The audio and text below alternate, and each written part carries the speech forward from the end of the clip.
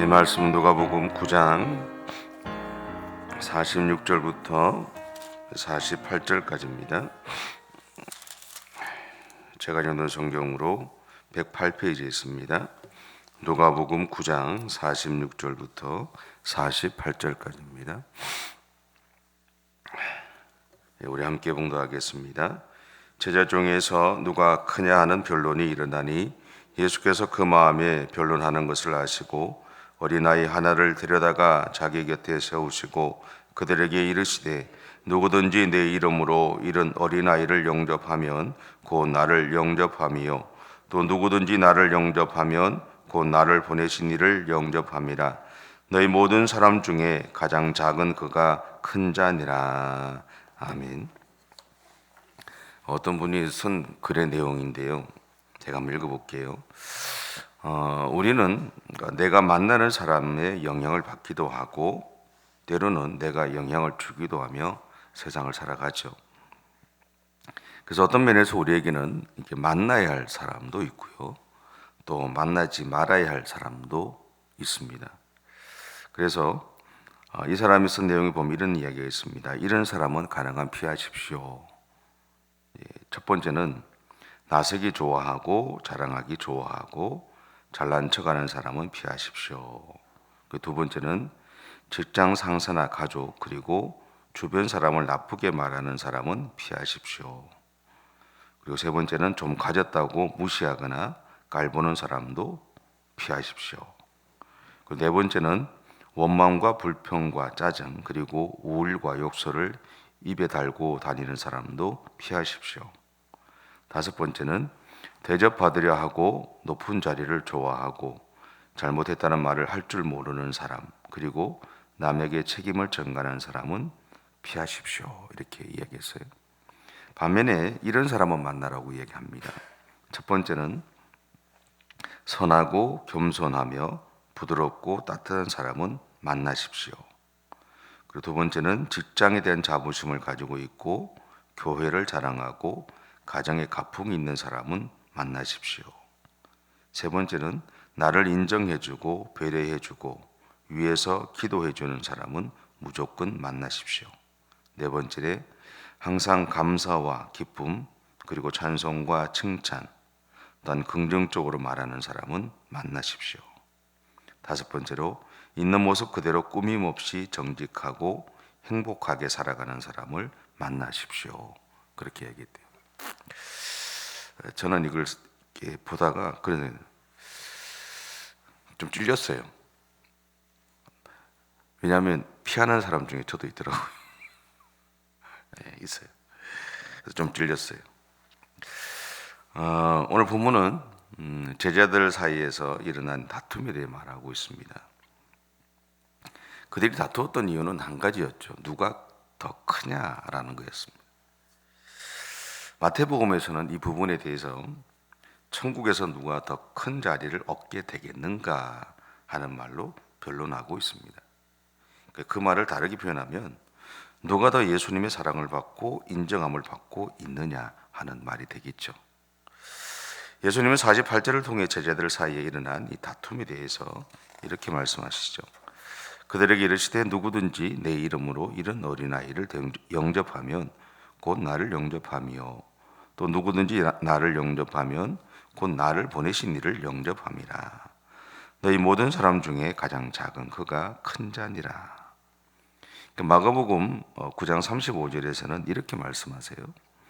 예수께서 앉으사 12 제자를 불러서 이르시되 누구든지 첫째가 되고자 하면 무사람의 끝이 되며 무사람을 섬기는 자가 되어야 하리라 하시고, 여기서 예수님은 자신을 낮추는 사람, 다시 말하면 비록 자신이 드러나지 못해도 다른 사람을 세워줄 수 있는 사람, 그리고 상대방이 인정받을 수 있도록 도와줄 수 있는 사람이 큰 사람이다라고 말씀하고 계신 것이죠. 그래서 이렇게 좋은 지도자에게는 반드시 좋은 참모가 있다고 하지 않습니까? 분명한 것은 모든 사람이 자신을 드러내며 살아갈 수는 없습니다. 그리고 모든 사람이 인정받는 세상은 없어요. 하지만 누군가를 돋보이게 만들고 세워줄 수 있는 사람은 있습니다. 예수님은 이런 사람이 바로 진정으로 큰 사람이다라고 말씀하시는 거죠. 덧붙여서 예수님은 스스로 겸손한 사람과 다른 사람을 진심으로 섬기고 사랑하는 사람, 그리고 자신의 삶을 통해서 복음을 실천하며 살아가는 사람이 바로 하나님의 나라에서 진정으로 큰 사람이다라고 말씀하고 계시는 겁니다. 그럼에도 내가 다른 사람보다는 높은 자리를 차지해야 한다는 마음은 인류의 역사가 시작된 이래로 누구나 가지고 있는 마음이기도 합니다. 이것은 우리가 가진 기본적인 욕구에 속한 마음이기 때문에 그렇습니다. 그래서 지금 예수님은 무사람을 섬기는 사람과 어린아이를 영접하는 사람이 큰 사람이라고 말씀하시는 것은 인간이 가진 기본적인 욕구를 이겨내는 사람이 진정으로 다른 사람을 품을 수 있는 마음을 가진 사람이다라는 것을 우리에게 말하고 있는 것이죠. 그리고 예수님은 우리에게 내가 가진 이 기본적인 욕구까지 복음을 위해서 포기하라고 그렇게 요청하고 계신 겁니다. 근데 사실은 이게 쉽지 않습니다. 저야 뭐 이렇게 말씀을 전하니까 좀 쉽게 표현을 하지만 이게 결코 쉬운 일이 아닙니다. 자신의 기본적인 욕구를 내가 복음을 위해서, 그리스도를 위해서 살아간다는 것, 포기하고 살아간다는 것 결코 쉬운 일이 아닙니다. 근데 사실은 예수님도 아세요. 왜냐하면 하나님이 우리를 가장 잘 아시잖아요. 어쩌면 우리 자신보다도 하나님은 우리를 가장 잘 아시거든요. 가장 어렵다는 걸 아세요. 어렵기 때문에 오늘 본문에서 예수님이 우리에게 부탁하시는 거예요. 어렵기 때문에. 쉬우면 부탁하지 않습니다. 왜? 쉬우면 누구나 다 할 수 있잖아요. 쉬우면 누구나 다 하거든요. 누구나 다 하지 못하기 때문에 부탁하시는 거예요. 마태복음 20장에 보면요, 세베대의 두 아들을 가진 그 어머니가 예수님을 찾아오는 장면이 나옵니다. 이 어머니가 예수님을 찾아왔던 이유는 한 가지였어요. 나중에 예수님이 자신의 나라를 세우셨을 때 자기 아들 중에 한 명은 오른편에 있는 자리에, 또 다른 한 명은 왼편에 있는 자리에 앉혀달라는 거예요. 소위 말하는 청탁이죠. 옛날 우리 조선시대나 이런 데로 치면 오른쪽에는 우의정이고 왼쪽은 좌의정이잖아요. 그죠? 그런 개념이죠. 그러니까 자신의 두 아들을 예수님에게서 가장 소중한 제자로 삼아 달라는 것이고, 또 당신이 나중에 나라를 세우셨을 때 가장 중요한 위치에 세워달라는 겁니다. 그런데 사실은 이 세베대 어머니만 이런 마음이 있겠습니까? 그러니까 세상 모든 부모에게는 그런 마음이 있지 않겠습니까? 이제 제가 이사를 이렇게 준비하면서 이렇게 하면서 이렇게 보니까, 저희 이제 정리를 좀 하면서 이렇게 보니까, 저희 모친이 이제 2021년에 2월에 병원을 들어가셨는데 9월부터 일기를 쓰셨어요. 그걸 이렇게 써놨는데 보면 몇 장을 이렇게 넘겨보니까, 처음에는 본인이 약하다고 자기를 도와달라고 하는 그 문장이 한 2줄 써져 있어요. 나머지 한 10줄 정도는 저를 위해서 기도하는 거예요. 그게 똑같아요. 매장. 넘기면 똑같고 넘기면 똑같고 넘기면 똑같아요. 그런 것 같아요. 그게 부모의 마음이 아닐까요? 자식은 부모의 마음을 잘 이해를 못해도 그게 부모의 마음이 아닐까라는 생각을 합니다. 그래서 세베대 두 아들을 가진 어머니가 예수님에게 이런 청탁을 했던 것은 부모로서 자식에 대한 기본적인 욕구죠. 그럼에도 불구하고 예수님은 이 어머니의 청탁에 대해서 마태복음 20장 22절과 23절에서 이렇게 말씀하세요. 예수께서 대답하여 이르시되 너희는 너희가 구하는 것을 알지 못하는도다. 내가 마시려는 잔을 너희가 마실 수 있느냐? 그들이 말하되 할 수 있나이다. 이르시되 너희가 과연 내 잔을 마시려니와 내 좌우편에 앉는 것은 내가 주는 것이 아니라 내 아버지께서 누구를 위하여 예비하셨든지 그들이 얻을 것이니라. 예수님은 이 말씀을 통해서 우리가 하나님의 나라에서 어떤 자리를 차지할 것인가 하는 것은 전적으로 하나님의 고난에 속한 문제다라는 거죠. 반면에 오늘 내가 예수님을 믿고 그분의 삶을 따라가는 것은 전적으로 나의 결정에 달려 있습니다. 내가 어떻게 예수님을 믿고 어떻게 달려갈 건가? 어떤 신앙의 자세를 가지고 살아갈 것이고 어떻게 믿음의 삶을 살아갈 것인가 하는 것은 전적으로 나에게 달려 있습니다. 하나님이 나를 어떻게 세우실 건가 하는 것은 그분의 고난이지만 내가 하나님을 믿는 사람으로 어떤 삶을 살아갈 것인가 하는 것은 전적으로 나에게 달려 있다라는 거죠. 여러분 스스로가 하나님 앞에서 어떤 믿음의 삶을 살아갈 것인지를 고민하시고 결정하시고 달려가십시오. 하나님 보셨을 때 우리는요, 한 사람이 너무너무 소중한 아들과 딸이에요. 하나님에게는 그 없이 귀한 존재가 없습니다. 근데 우리가 어떻게 살 건가, 그분의 사랑에 대해서 어떻게 살아갈고 그분의 사랑에 어떻게 응답하며 살아갈 것인가 하는 것은 전적으로 내가 결정하는 겁니다.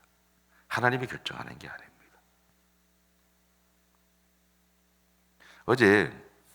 예전에 제가 이제 갑자기 교회를 나와서 자리가 없을 때 저를 불러가지고 권사 수련회 강사로 불러준 목사가 있어요. 예전에 이제 박사과정 공부할 때 미국 갔을 때 만났던 사람인데 이 사람이 전화가 왔어요. 뜬금 전화 와서 목사님 그 교회 목사라고 있는 걸 들었는데 혹시 그 교회를 나와야 됩니까? 나와야 되면 우리 교회로 오십시오. 주일만 오시면 됩니다. 교회 목사도 괜찮고 부목사는 지책도 줄 수 있습니다. 주일만 오셔도 됩니다. 사례비는 많이 못 드려도 하면 됩니다. 그 얘기를 딱 들으면서 어떤 생각이 들었냐면 고맙다라는 거예요. 저도 이제 내일 모레면 60입니다. 머리 허옇죠? 그렇잖아요? 근데 가만히 생각해 보면서 그런 생각이 있어요. 야, 얼마 있지 않으면, 몇 년 있지 않으면 60인 사람을 자기 교회 오라고? 그런 사람이 있을까? 어떻게 저런 마음을 가지지? 저희 집사람이 그 얘기를 듣고 저한테 물었던 질문이 어떻게 그런 마음을 가지지요? 그 이야기를 하더라고요. 그래서 제가 그러게 말이야. 전에도 그러더니만 또 사실은 여기 오기 전에도 또 그런 이야기 했었어요. 그래서 희한하다. 너무 감사한 일이잖아요. 그죠? 그러니까 어떤 결정을 하느냐 하는 것은 나에게 달려 있습니다. 하나님이 우리의 인생 가운데 일하시는 것은 하나님의 고난에 달려 있는 것이고 내가 하나님 앞에서 어떤 모습을 가지고 살아가느냐 하는 것은 우리에게 달려 있습니다. 제가 추측하는 것은 뭐냐면 그 교회에 권사 수련을 갔는데 권사님 이거 비밀인데 이건 진짜 비밀이에요. 모른 척하고 권사 수련을 갔는데 한 분이 인상이 팍 이렇게 있어요. 불만이 가득 차 있어요. 내가 보니까 목사님에 대한 불만인 거예요. 그 목사가 저하고 동갑이거든요. 아무튼 뭐 그런가 싶어서 이제 한 2시간을 했어요. 쭉 이야기를 이제 쭉 하면서 다 했더니 이제 끝나고 이제 저는 나와야 되잖아요. 나온다고 인사하고 나오는데 그 권사님이 쫓아나오셨어요. 쫓아나와서 아세요? 폴더 인사를 하시더라고. 얼굴이 환해져서. 그래서 나오면서 제가 그런 생각을 했어요. 저분이 앞으로 목사님의 가장 좋은 조력자가 되겠구나. 제가 추측하는 건 그 목사가 자꾸 저를 데리고 가려고 하는 이유 중에 하나가 그런 나이가 많은 목사인데도 오라고 요청하는 이유 중에 하나는 그게 아닐까. 그때 그분의 어떤 변화된 모습 때문에 그러지 않았을까라는 생각을 해봅니다. 그런데 그것이 제가 한 건 아니잖아요. 하나님이 그 시간에 만드시고 일하신 거죠. 사실은 하나님의 일이죠. 어쨌든 여러분 우리가 어떻게 하나님 앞에서 어떤 믿음의 삶을 살아가느냐 할 것은 앞으로 우리가 가야 될 신앙의 여정 동안 반드시 기억하고 결정하시고 가야 될 모습이라는 사실들을 기억하셨으면 좋겠습니다. 그리고 어차피 가는 신앙의 여정, 그죠? 좀 다른 사람 세워주고 존중해주고 내가 좀 들들어놔도 그렇게 잘 이렇게 세워주다 보면 수많은 사람들이 사실은 그 사람뿐만 아니라 그 사람의 연결돼서 또 다른 사람들이 세워지고 그래서 사실은 이 땅 가운데서 하나님의 나라가 점점 확장되어져 가는 거잖아요. 그것이 어쩌면 우리가 이 땅에 세워져 있는, 우리가 살아가고 있는 이유가 아닐까라는 그런 생각들을 해보게 됩니다. 그러기에 우리는요, 내가 할 수 있는 일을 하는 것이고요, 하나님은 하나님이 하셔야 할 일을 하십니다. 기억하시면 좋겠어요. 그래서 이 시간 우리의 인생에서 일어나는 모든 일의 결과가 하나님의 손에 달려 있음을 인정하십시오. 그리고 에너지를 소모하는 무모한 다툼들은 하지 마시고, 분명한 것은 우리를 세우시는 분도 하나님이시고 낮추시는 분도 하나님이십니다. 그리고 오늘 제자들 사이에 일어났던 이 다툼의 모습을 통해서 내가 제사에 관심이 있는지 아니면 제밥에 관심이 있는지 항상 나 자신을 돌아보시면서 그렇게 여러분의 남은 믿음의 여정들을 달려가셨으면 좋겠어요. 그래서 현재 내가 해야 할 바로 그 일을 최선을 다해서 감당해 감으로 정말 하나님이 자랑하실 수 있는 그런 믿음의 사람들이 다 되시기를 축복합니다. 기도하겠습니다. 사랑의 주님, 감사합니다. 우리들을 사랑해 주시고 우리 모든 생애 가운데 일하시고 역사해 주시는 주님, 주께서 우리를 세우시고 우리 가운데 일하시고 역사해 주셔서 하나님의 사람으로 살아갈 수 있도록 은혜 주셨음에 감사를 드립니다. 그 주님의 사랑을 늘 기억하고 그 주님의 사랑을 우리의 삶의 현장에서 끊임없이 전하고 나누고 실천하며 하나님, 이 세상 속에서 하나님의 선한 영향을 끼치며 살아갈 수 있는 우리 모든 성도들의 생애가 되어줄 수 있도록 하나님 인도해 주옵소서. 주님, 우리 믿음의 공동체를 하나님이 얼마나 귀하게 여기시는지 알고 있습니다. 소중하게 계시고 기뻐해 주시고 세워가기를 원하시고 영광 받기를 원하시는 주님, 지금까지도 그렇게 하나님 앞에서 최선을 다해서 달려왔던 종들을 통해서 기뻐해 주셨던 하나님, 앞으로도 살아가는 모든 삶의 현장에서 더 하나님 앞에 영광을 돌리며 하나님이 기뻐하시는 삶을 살아내갈 수 있는 우리 모든 성도들의 생애가 되어줄 수 있도록 하나님 인도해 주옵소서. 주님 앞에서 모든 것을 내려놓고 온전히 하나님의 영광을 달려왔던 하나님, 우리 마음속에 있었던, 우리 안에 있었던 그 좋은 성품들이 더 개발되게 하시고 그 은혜들을 더 나누며 살아갈 수 있는 능력과 은혜들을 우리 가운데 허락해 주실 줄 믿습니다. 주님, 오늘 하루도 그렇게 하나님 앞에서 믿음의 길을 달려가게 하시고 하나님의 손에 붙잡혀 살아가는 우리 모든 성도들의 생애가 되어줄 수 있도록 주님 기름 부어 주시옵소서. 감사드리며 예수님의 이름으로 기도드립니다. 아멘. 하늘에 계신 우리 아버지, 아버지의 이름을 거룩하게 하시며 아버지의 나라가 오게 하시며 아버지의 뜻이 하늘에서와 같이 땅에서도 이루어지게 하소서. 오늘 우리에게 일용할 양식을 주시고 우리가 우리에게 잘못한 사람을 용서하여 준 것 같이 우리 죄를 용서하여 주시고 악에서 구하소서. 나라와 권능과 영광이 영원히 아버지의 것입니다. 아멘.